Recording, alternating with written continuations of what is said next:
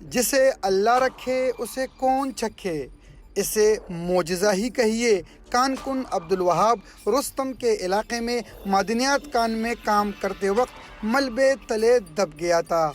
Hello hello, اگر اندر کوئی موجود ہے، اگر آپ سختی میں ہیں تو ہم آپ کے مدد کے لیے آئے ہیں۔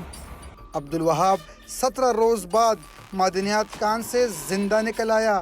سب کی حیرانگی اس وقت بڑھ گئی کہ عبدالوہاب کے ہاتھ پیر سلامت تھے، کوئی بڑا زخم نہیں تھا۔